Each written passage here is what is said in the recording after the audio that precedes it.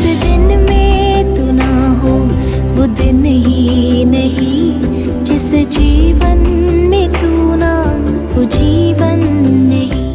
गिनती का पुस्तक 11 अध्याय का 4 वचन। फिर जो मिली जुली भीड़ उनके साथ थी वह कामकता करने लगी और इस्राएली भी फिर रोने और कहने लगे कि हमें मांस खाने को कौन देगा। यहाँ इस्राएलियों को देख के वे कुड़कुड़ा रहे हैं और बहुत ही निराश हो गए हैं। इनको कुड़कुड़ाने का कारण के पीछे भूमिका को आपको देखना पड़ेगा। ये मिस्र देश से जब आए, वहां से निकले, वो जंगल में होके उन्हें निकलना पड़ता था। वहां जंगल में होके उन्हें जाकर आना है, इसलिए चलते चलते बहुत थकान हो गया, बहुत निराश हो गए।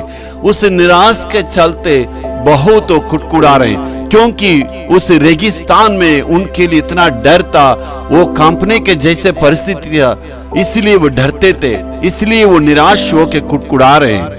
और वो कुड़कुड़ाने का दूसरा कारण देके उनको परमेश्वर ने खिलाया पिलाया और सब कुछ मिला, मन्ना मिला।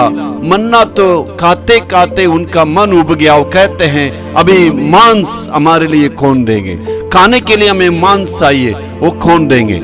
तो उनके पास अभी कुड़कुड़ाने का दूसरा कारण हो गया है। इसका कारण क्या है? वे परमेश्वर के ऊपर जो विश्वास रखे थे, उस विश्वास में धीरे धीरे उनकी कमियां आ गई है, यानी संदेह करने लगे। संदेह करने के चलते उनका जीवन में कुड़कुड़ाहट आ गया है। दूसरा कुरिन्थियों 5 अध्याय का 6 वचन में पौलुस क्या कहता है? हम दर्शित करके या हमें किसी दृश्य को देख के आगे नहीं बढ़ते हैं, विश्वास से हमें आगे बढ़ते हैं। आपका जीवन में विश्वास से आगे बढ़ने के लिए हमें निर्णय होना चाहिए, हमें विश्वास से आगे बढ़ने की कदम उठाना चाहिए। शायद आपका जीवन में दुख या तकलीफ, निंदा, अपमान या कुछ भी आए, नंगेपन या तकलीफ, जीवन में निराश कुछ भी आने से प्रभु यीशु मसीह के ऊपर जो विश्वास है वो हमें कभी भी नहीं हटना चाहिए। हमें कभी भी हमारा जीवन में हृदय में संदेह नहीं करना चाहिए, क्योंकि जो बुलाने वाला वो पवित्र है, वो आखिरी तक हमें अगुवाई करेगा, किसी भी परिस्थिति में हमें नहीं छोड़ेगा। किसी भी परिस्थिति में परमेश्वर हमारा साथ हमेशा रहेगा। इसलिए हमें उस विश्वास से आगे बढ़ना चाहिए। Hallelujah, hallelujah.